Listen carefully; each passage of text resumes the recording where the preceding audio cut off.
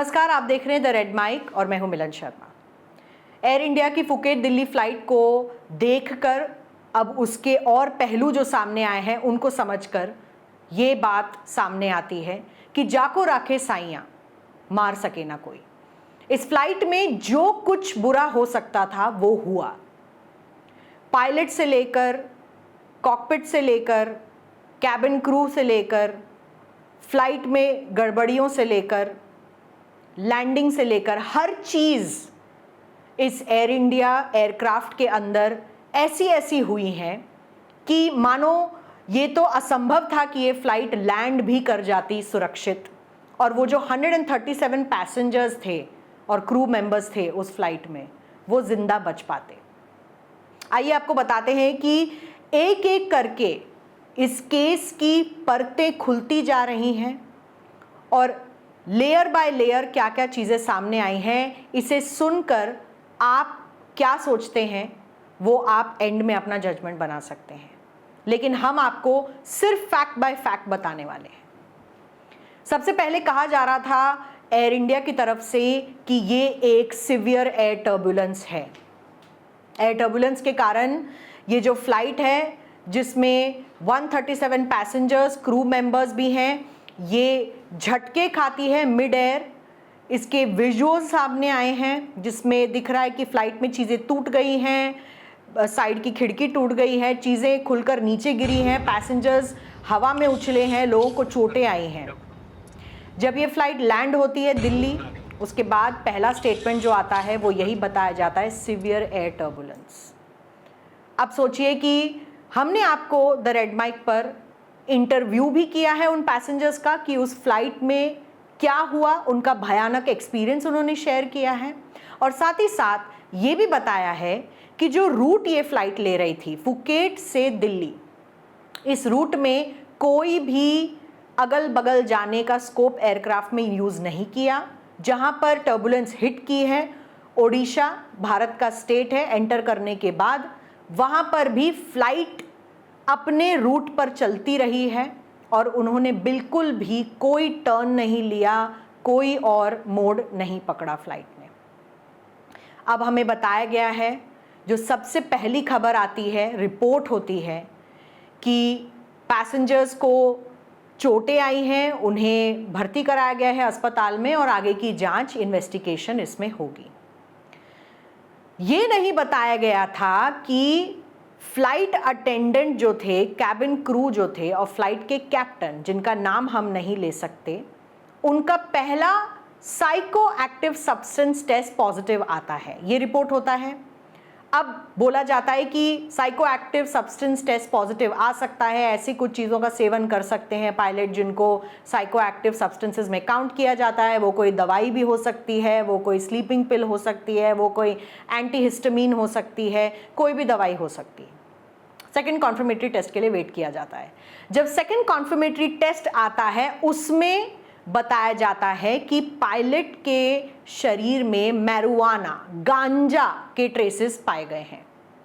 अब ये नहीं बताया जा रहा है कि पायलट ने कितने घंटों पहले गांजा या माल फूका था या फिर जो मैरुआना का सेवन किया था, ये नहीं पता चलता, लेकिन उनके शरीर में इसके ट्रेसेस आ जाते हैं।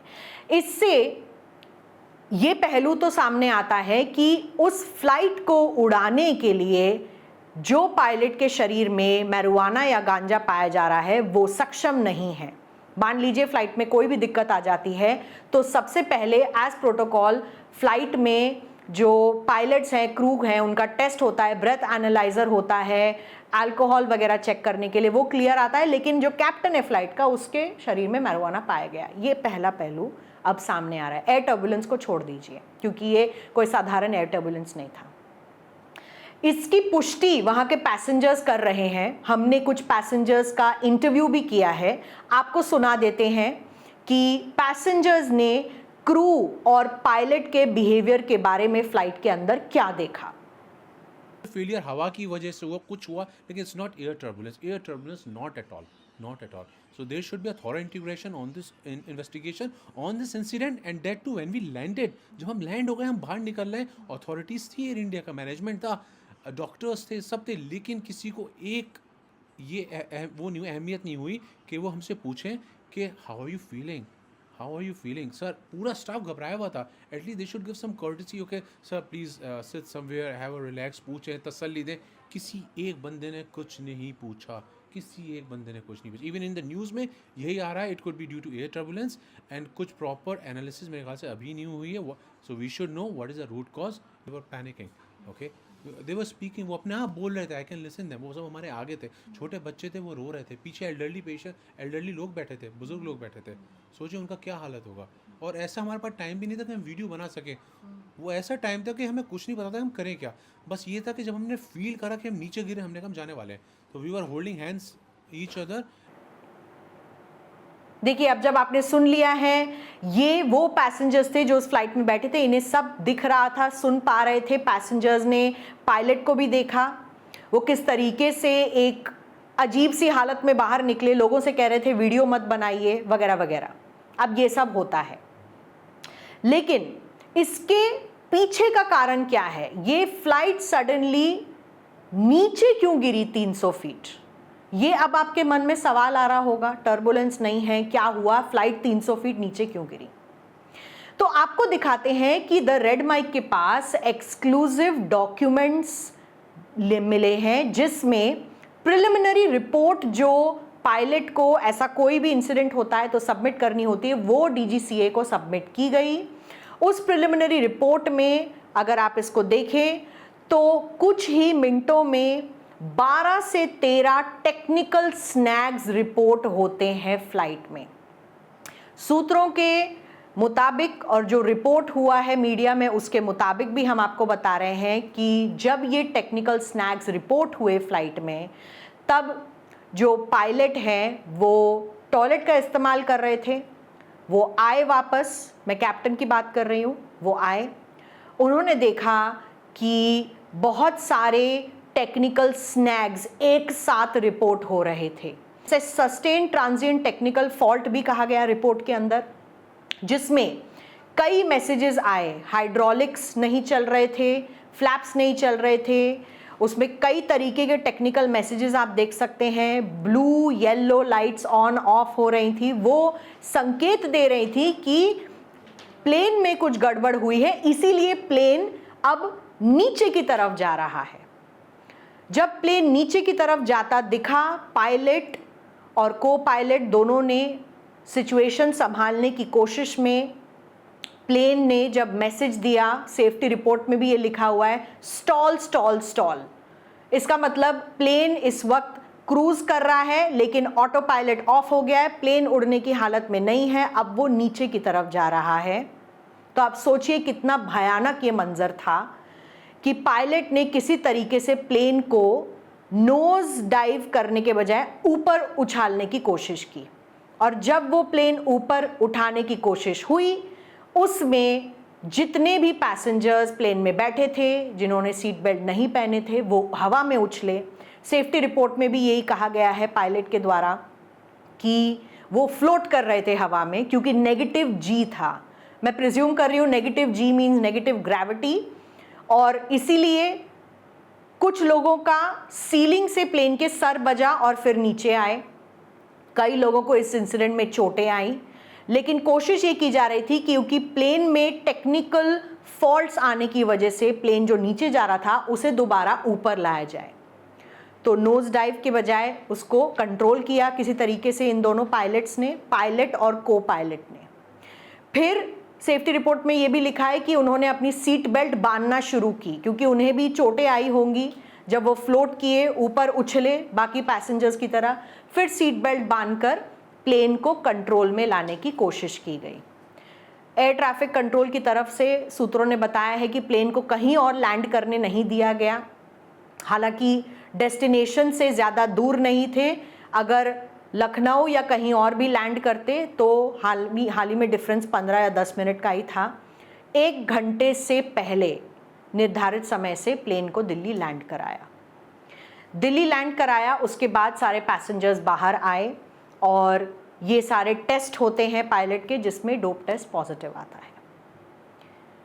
इस हर इंसिडेंट की जानकारी एयर इंडिया को दी गई थी, एयर इंडिया के पास थी, पायलट भी एयर इंडिया का ही जो है रिक्रूट है।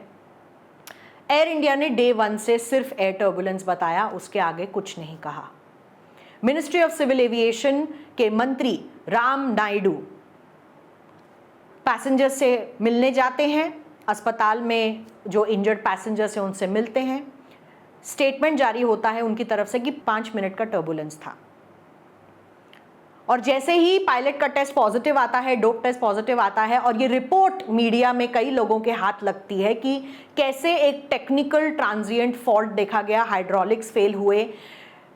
कई विशेषज्ञ जो एविएशन के एक्सपर्ट्स हैं वो ये भी कह रहे हैं कि एक ऐसे एयरक्राफ्ट में जो A320 एयरक्राफ्ट था एयर इंडिया का, उसमें ट्रिपल हाइड्रोलिक फेलियर होना नामुमकिन है। और इसीलिए आप आगे के क्रम में रिपोर्ट्स देखते हैं कि BEA जो इंटरनेशनल कंपनी है, फ्रांस के ऑफिशियल्स और एक्सपर्ट्स, वो सब इस इन्वेस्टिगेशन में आते हैं। यहाँ तक कि विल्सन कैम्बेल जो आउटगोइंग CEO हैं एयर इंडिया के, उन्हें भी मंत्रालय सिविल एविएशन का बुलाता है और पूछता है कि अचानक से क्या हुआ है।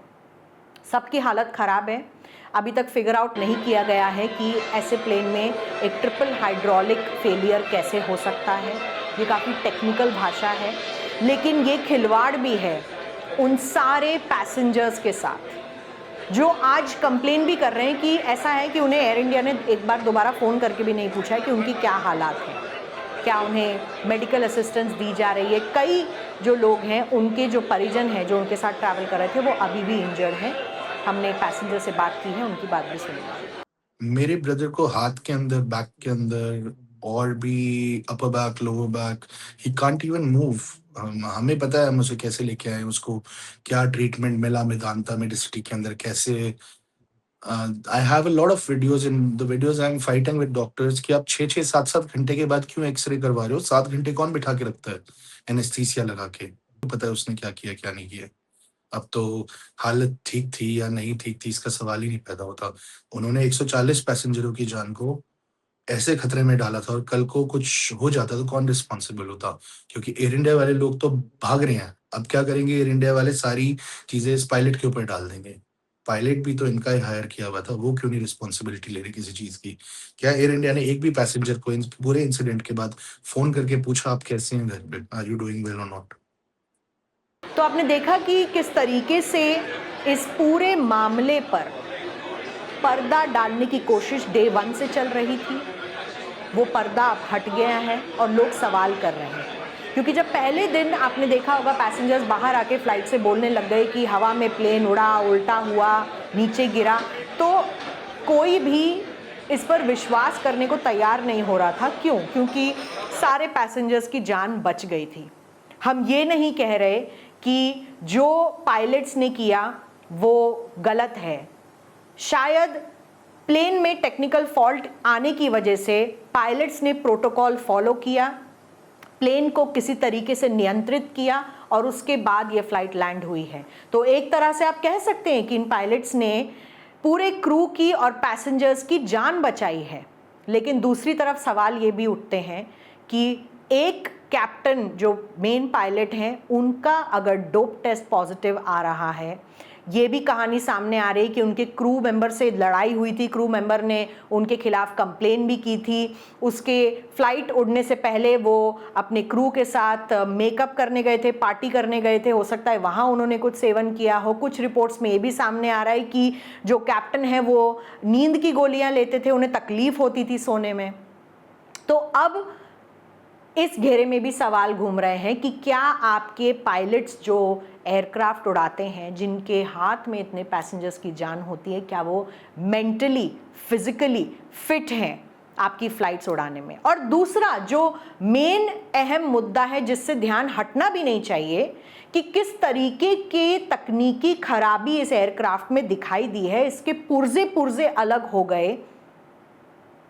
तो क्या ये जिम्मेदारी एयर इंडिया के ऊपर से हटनी चाहिए? हम आज भी जानते हैं कि जो भयानक हादसा एयर इंडिया फ्लाइट 171 अहमदाबाद में हुआ है और इतने सारे पैसेंजर्स की जान चली गई है, उसके फाइनल इन्वेस्टिगेशन रिपोर्ट पर भी कई सवाल खड़े हो रहे हैं। अभी तक कोई आंसर ही नहीं मिल रहा है कि कैसे एक जहाज उड़ता है और कुछ ही मिनटों में एक टेक्निकल फॉल्ट कहिए या बुरी किस्मत कहिए, प्लेन नीचे गिर जाता है, वो भी एक मेडिकल हॉस्टल में जहां पर बहुत सारे डॉक्टर्स नर्सेस की भी जान चली जाती है। तो ये कोई फ्रीक एक्सीडेंट की श्रेणी में दिखाई दे रहा है, लेकिन सवाल बहुत सारे हैं और द रेड माइक पर हम ये सवाल पूछते रहेंगे। अब दो पहलू पर एयरलाइंस को जवाब देना होगा। पहला कि पायलट का डोप टेस्ट पॉजिटिव आया है, चेकिंग क्यों नहीं होती है पायलट्स की फ्लाइट उड़ाने से पहले।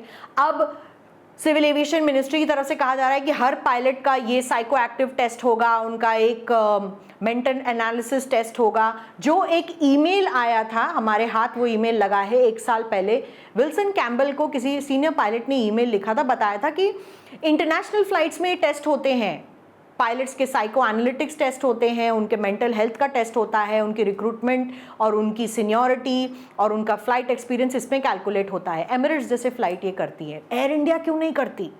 अब जाकर जब पानी सर से ऊपर आ गया है, एयर इंडिया ने आज ये लागू किया है कि हाँ, हम हर पायलट की एक साइको एनालिसिस टेस्ट करवाएंगे, मेंटल हेल्थ चेक करवाएंगे।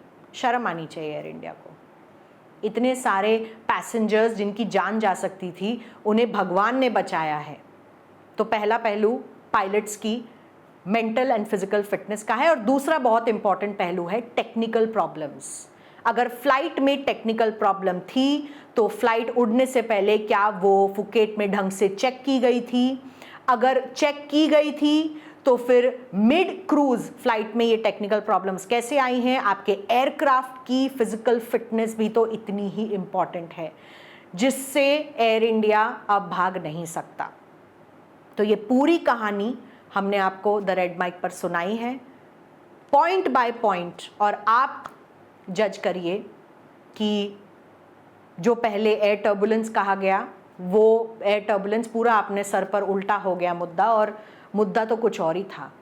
तो कितनी चीज़ें छुपाने की कोशिश की गई और आगे आगे क्या और चीज़ें सामने आएंगी, इस पर द रेड माइक पर हम नज़र रखेंगे। आप देखते रहिए हमारा यूट्यूब चैनल।